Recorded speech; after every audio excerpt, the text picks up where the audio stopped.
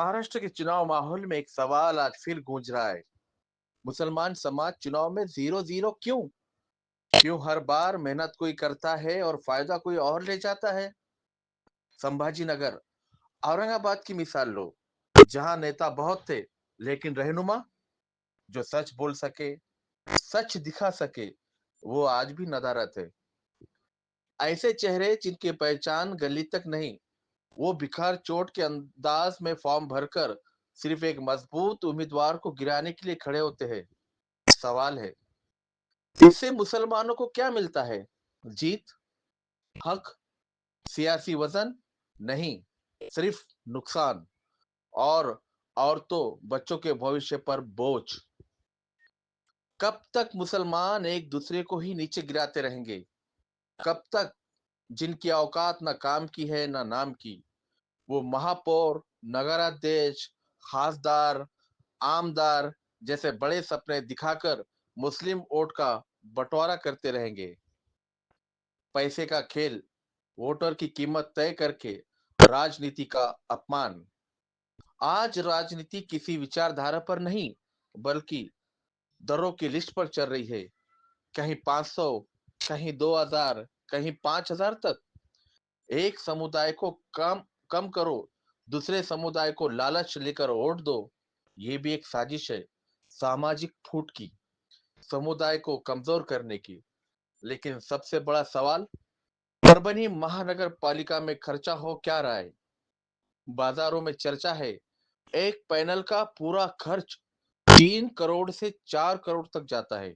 हाँ, आपने सही सुना, 3 करोड़ 4 करोड़, सिर्फ एक पैनल पर। और वही पैनल 4000 वोट लेकर जीतता है। तो क्या वो हर वोटर पर 10,000 रुपए लगाएगा? नहीं लगाएगा, कभी नहीं लगाएगा। तो ये करोड़ों जाते कहाँ हैं? किसकी जेब में जाते हैं? और क्यों जाते हैं? जनता आज डिजिटल है, सोशल मीडिया देखकर सब समझ रही है। अब आंखें बंद करके कोई नहीं चलेगा। कड़वा है मगर सच है, प्रशासन का असली टेस्ट। अब असली सवाल प्रशासन पर। कड़वा मगर सच है, हर चुनाव में करोड़ों की बात होती है, लेकिन हिसाब किताब के कागज पर सिर्फ कुछ लाख लिखकर चुनाव आयोग का मजाक बनाया जाता है। इस बार जनता पूछ रही है, क्या प्रशासन इन 3-4 करोड़ के खर्चों पर नजर रखेगा?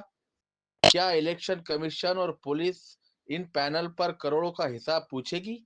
या फिर वही पुराना खेल चलेगा, चाहे जितना खर्च करो, कागज पर जो चाहे लिख दो।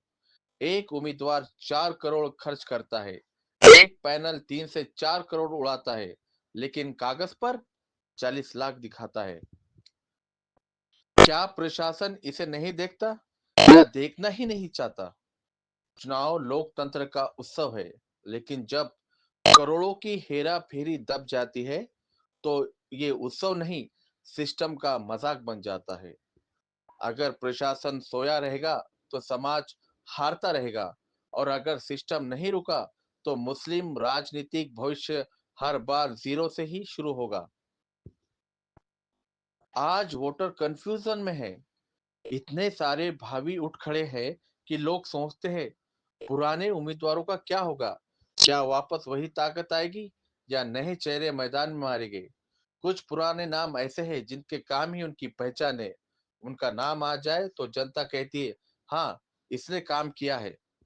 दूसरी तरफ कुछ नए चेहरे भी ईमानदारी से बदलाव लाना चाहते हैं, लेकिन उनकी सबसे बड़ी मुश्किल मुस्लिम डम्मी उम्मीदवार, जो पैसा लेकर सिर्फ एक मजबूत उम्मीदवार को हराने के लिए खड़े होते हैं, जीतने के लिए नहीं, हराने के लिए। और यही खेल मुस्लिम सियासत को सबसे ज्यादा नुकसान पहुंचाता है। अंतिम बात, सही वोट ही भविष्य बनाता है। अब वक्त है अपने वोट को समझने का, जज्बात से नहीं, दिमाग से फैसला लेने का। उन लोगों को जिताना चाहिए जो काम कर चुके हैं या जो सच में समाज के लिए काम करना चाहते हैं। पैसे के खेल, डमी उम्मीदवारों की चाल, लालच की राजनीति, इन सब से बचकर वोटर को सही जगह वोट करना होगा। क्योंकि अगर आज फैसले गलत हुए तो आने वाले 5 साल मुस्लिम समाज सिर्फ गिराया गया, हराया गया, बाँटा गया इतना ही सुनता रहेगा। एकता ही ताकत है और सही उम्मीदवार ही भविष्य है।